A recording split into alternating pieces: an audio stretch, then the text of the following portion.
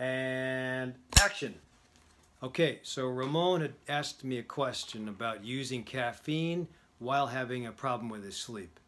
So we'll answer it in a couple parts. Number one, caffeine, coffee bean is not healthy when you have a reflux issue. So that's usually stomach acid overproduction. If you look at my video, Dr. Rick Tutorial GERD, G-E-R-D, you'll see what I mean. I have a whole presentation on it. So be careful if you have that problem. If you're just using the caffeine for keeping you awake while driving to work, I think it's important. In fact, it's life-saving.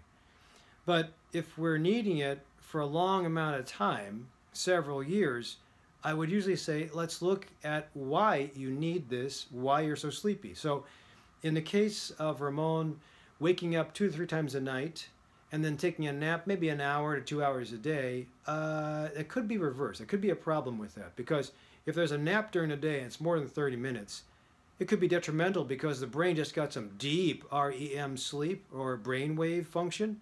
And when it comes time later on the clock to get to sleep at night, you're going to find that when the brain is trying to get its sleep, which is usually 6 cycles of REM every night, it'll say, wait a minute, I had 2 hours earlier. I don't need to sleep all deep now, so it'll wake you up.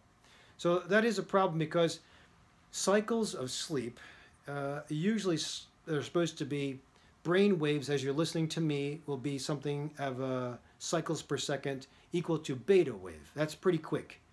When it gets boring and you're kind of fading off, your brain waves usually cycle at about an alpha wave frequency, and then a delta wave, and a theta wave, and then eventually stage 1, stage 2, stage 3, and then REM. Usually when the brain experiences REM, that's the dream state, usually makes you feel refreshed if you have enough REM episodes per night. 6 is pretty decent. So the only way to get to that is by starting your sleep at 9 or 10 and then sleeping straight with those cycles every once in a while until you get to the clock at maybe 7.5 hours later. The problem is always inherently somebody's got to get up to pee, somebody's got to get up because of a partner snoring, or you just wake up like Ramon.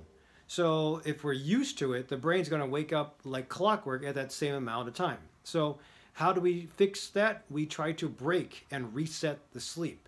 So if you watch my video, Dr. Rick Tutorial, Reset Your Clock, you'll see what I mean. But it all is reset based on, if you want to do this, based on a start date. And a start date usually has to be there, and then you have to follow through with at least 6 weeks straight of just having the same schedule. Nighttime you go to sleep, daytime you start your day, no naps. Nighttime you go to sleep, daytime you start your day, no naps. During that time, during the day, you eat your meals on a regular basis every couple hours, and then you have the stomach to provide you a cycle and a rhythm. You have this sleep, and the eyes experiencing light provide you with a cycle and a rhythm. When both clocks, the stomach and the brain clock, are in sync, perfect. And then after about 6 weeks, you should be able to sustain yourself. Now, using these things like herbs to start your day or herbs to end your day. I love valerian, I love 5-HTP, I like magnesium at night, essential oils, valerian, sandalwood, all that is comforting. Making that cocoon state at night is really important. So I told a patient today we have to try to create a sanctuary, a cocoon-like state at night. That means quieting down the 5 senses. Sight, smell, sound, taste, and feel. All of them have to be quieted down.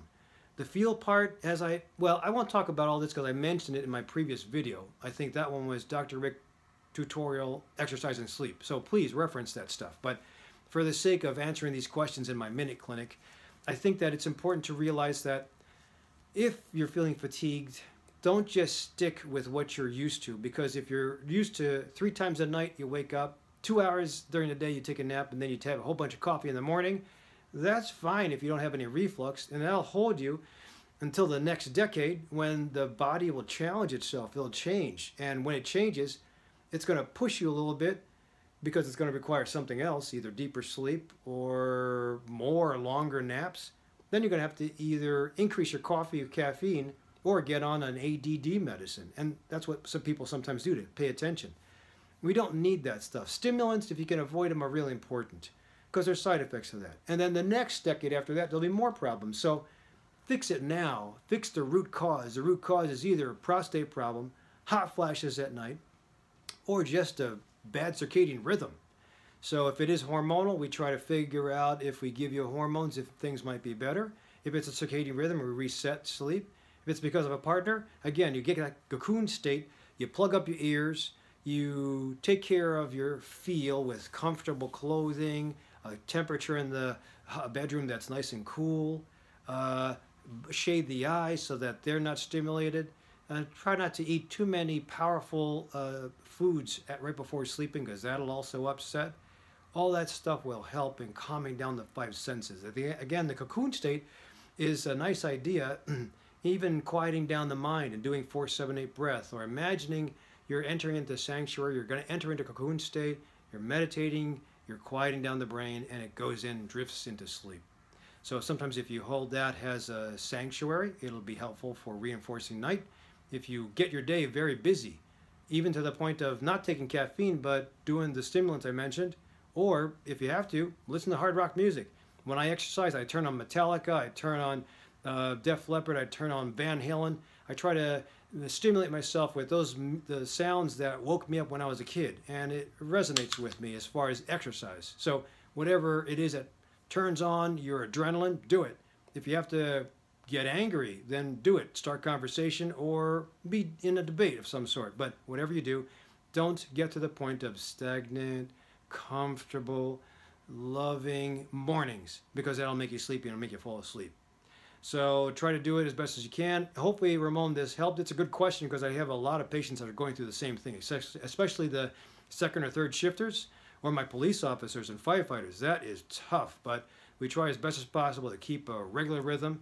It makes the body work better, prevents impotence because the testosterone won't tank when you're with a good night's sleep. Hormone and hot flashes won't flare because you've got a good night's sleep. Mood and stability of mood will always be better, and medicines might work better when you have a good night's sleep. Muscle will respond better when you have a good night's sleep. So it all is based on, all these systems are based on good night's sleep. Now, the value of that is fantastic. I can't stress that more, because as Americans, we really abuse our sleep, especially from what we've learned in college and high school. So hopefully this helps. Don't forget to tune in to the Dr. Rick Minute Clinic for the next question that I answer. Thanks for watching.